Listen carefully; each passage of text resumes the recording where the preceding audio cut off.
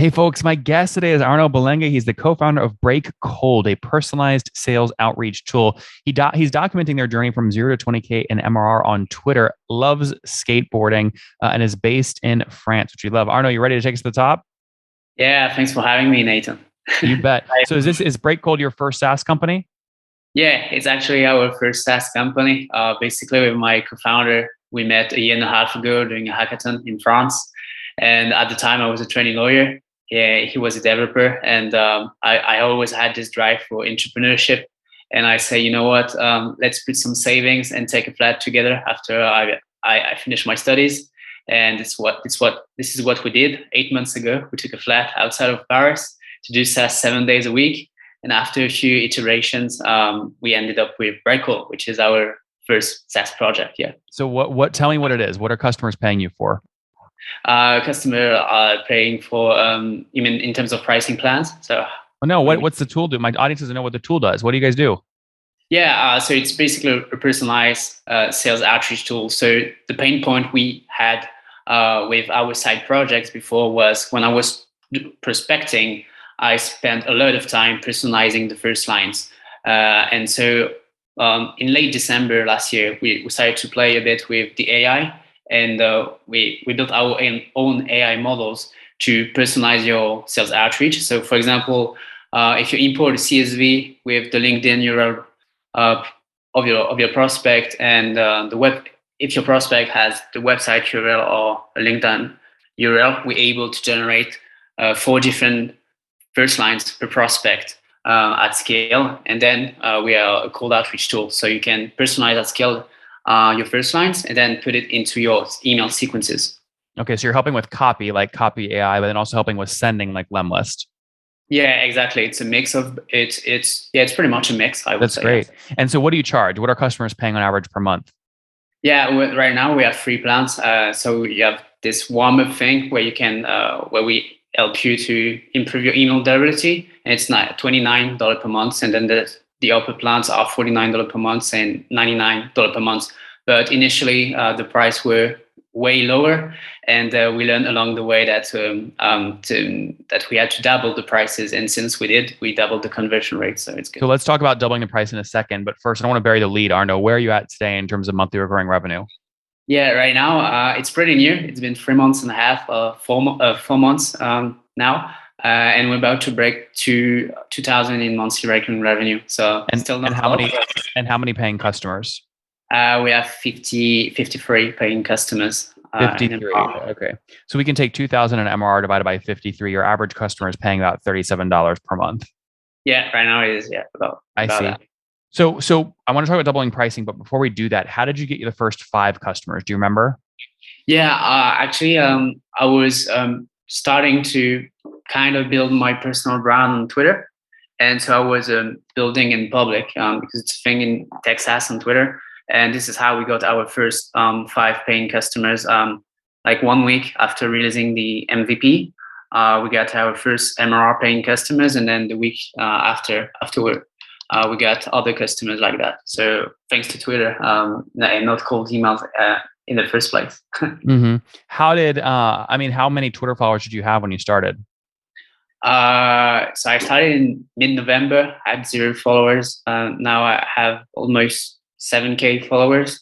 Mm-hmm. So yeah, and when we started the SaaS, I had probably 1,000 followers. That's awesome.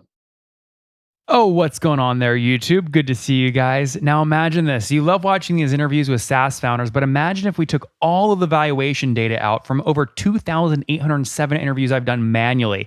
Saves you a lot of time. Well, we've done this. We've built it into the beautiful interface inside of FounderPath.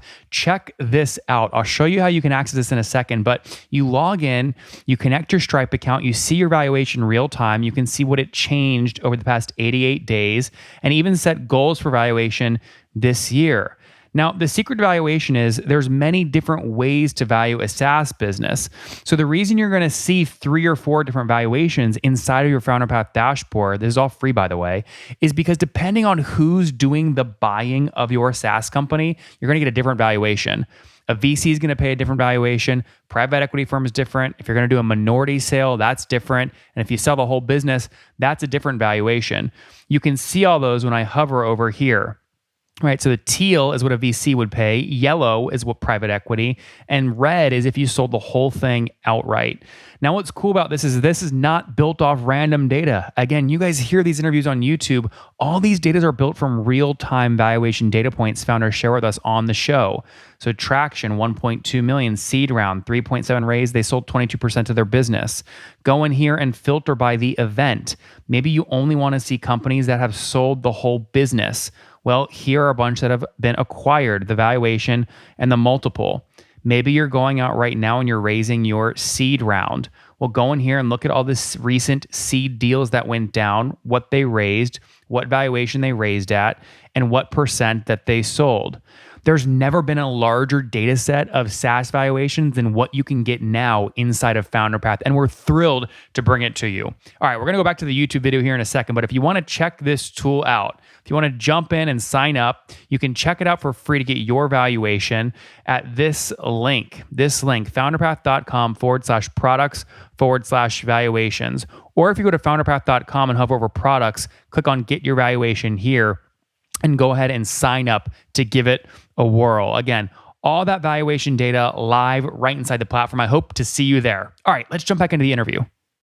Yeah, I love that. I reached out to you because I saw your MRR update and I said, I love, people are always scared to come on the show when they're smaller, but the thing is most of my audience is just starting their SaaS company. So they love stories like this. How do they get your first customer? Yeah. So you start off with one price point. How did you, and when did you know that you needed to double the pricing? Yeah, when I was on the calls with startups, tech startups or traditional SMBs, and they were like, man, why your pricing is so low? I don't understand. You show me the product. It looks great. It works. You've done an incredible job in a short amount of time. Why is it so cheap? What's the trick? And then some people were just, we had some paying customers that churned really quickly. And they were cheap customers, I would say. And then realized, you know what, let's try to double the price and see what happened. And then we had a better retention of customers and more quality customers. So what did you double the price from? From what to what? So initially it was $15 per month. Then it became $30 per month. And then we started to do 2 different plans. And then we doubled again, basically. But initially it was just $15 per month, then $30, and then $49 and $99. And so when you're going to have a $500 or $1,000 a month option? Per month? Yeah. Well, I mean, you doubled once and it worked. Why not keep doubling? How do you know when to stop? Yeah, I think if we do that, it will be to reach out to more enterprises account or big startups, and yet we're not able maybe to sustain not a whole team, but maybe we don't have the integrations yet to go with Salesforce and CRM integrations, basically. Once we have that, we might try to experiment actually with this kind of companies and pricing. Arnaud, what's the team size today? Team size, we're just 2 people. So me, no technical background, just SEO, design, sales, marketing, and my co-founder started coding at like age 10. So yeah, just the 2 of us in the same flat. Did you guys split equity 50-50? Yeah, we did. Okay, and Bootstrapped so far? Yeah, Bootstrapped so far, all on our savings, and then we won a startup contest in France, and so with that kind of money and how much did you win? $40K dollars. 1-4? Sorry, 40 or 1-4? Yeah, 40,000. 40 or 1-4? I can't tell if you're saying 14 or 40. Oh, 40. Okay, $40,000. Yeah, 40, sorry. And how much of your guys' personal savings have you put in the business? So I had about 10K in savings, and my co-founder pretty much the same. And basically the savings are just to sustain our daily life, fully, etc. I love this story. I mean, one of the superpowers of an early founder that's going to be successful long term is how low they keep their expenses when they're building, right? So can I ask you personally, I mean, it's a personal question, obviously, but like, what are your total monthly living expenses today? I would say it's something about six. No, it's in dollars. So I would say $750 per That's month. awesome. So with savings of 10 grand, your personal life burn rate, you have over 12 months of runaway. Yeah. And initially we put some money into the servers, etc. But now with the MRR we don't have to put our savings into the small fees we have as a SaaS. But yeah, the runaway is good. I don't have a car. I'm not paying insurance for that, etc. So it's an advantage that we have to be full time for at least 1 to 3 years. What's the flat cost monthly? The flat cost is $900, but then when you divide it by two because we're two people. So yeah. 450. And then what do you eat? Like, what do you typically eat in a day? And what do you spend on groceries, would you say, each month? Yeah, man, it's pretty basic. It's like pasta, a bit of meat, fish and chips, like stuff like that. But we still do like sometimes to times with my girlfriend when I see her, a few restaurants here and there. So I prefer to be really basic with food at home and to sometimes go to restaurants, etc. Still having a life, a bit. What about breakfast? What did you have for breakfast today? I don't do breakfast. No breakfast. Wow. Okay. Yeah, Coffee?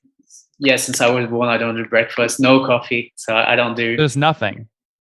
Yeah, just nothing. Like water, and maybe eating like random stuff like croissant, pain au chocolat, times to times. But normally I don't eat for breakfast. Interesting. Okay, very cool. And then, okay, so I love this story. Bootstrapped, 53 customers so far. Now you got your first couple of customers on Twitter. Are all your customers today still coming from Twitter, or where are you getting them? I was doing lots of impressions per month on Twitter, and so we had loads of free trials, but they were just curious people. And so we realized that our target audience was not on Twitter, even though we managed to do a lot of impressions there. And so our acquisition channel right now are cold emails and LinkedIn. And the goal will be to make some noise on LinkedIn because obviously salespeople or people who are more educated about doing cold outreach or who need cold outreach, they are on LinkedIn. And so by doing cross channels like acquisition, contacting them on LinkedIn and by email is our strategy. But we also want to, invest in SEO. I think that there's some space there. Arnaud, real quick, sorry, just to break this down. What does the LinkedIn message say when you reach out? What's the copy?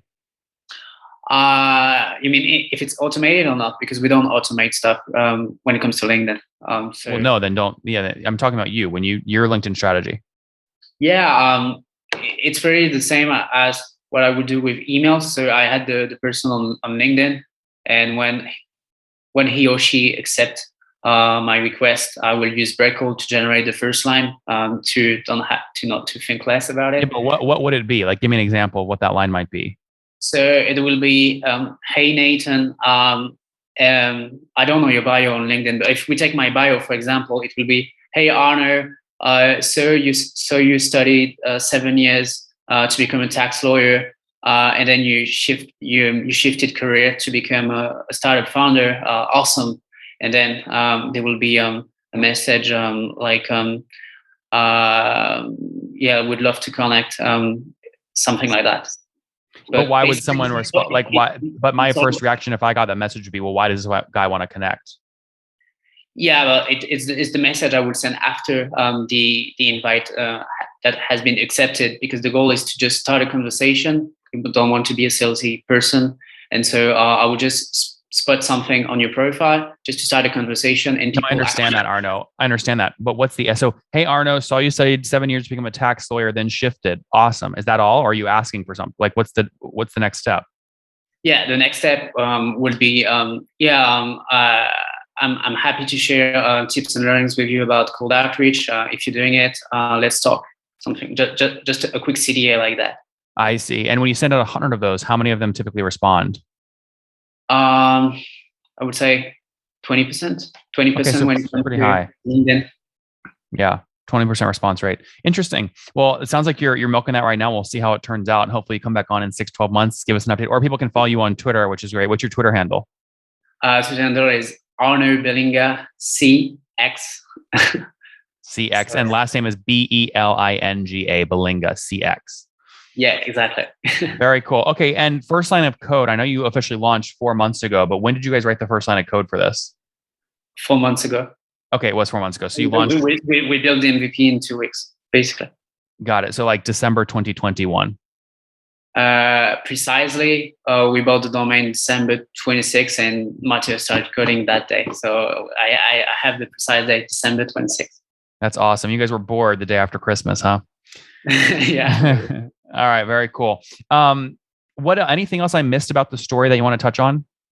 No, I think it was a really nice quick overview. Obviously, we're highly motivated to keep it bootstrapped for now. Many investors come to us, and I just had a call like an hour before with a guy who made it to 1 billion in annual recurring revenue. Was crazy, but yeah, I think we can still manage to bootstrap for now. And the goal for us with Mathieu is to make it this way. And that's pretty much about it for now. And why I reached out cold to you on Twitter and invited you on. Why'd you say yes? Just to have a nice talk. Awesome. Well, listen, we're thrilled to have you on. It sounds, I think you're familiar, obviously, with the brand as well, as what I was trying to get at there. It would be very hard for me to convince folks to come on if you weren't familiar with the brand already. So we're excited to feature you as sort of a new bootstrap story.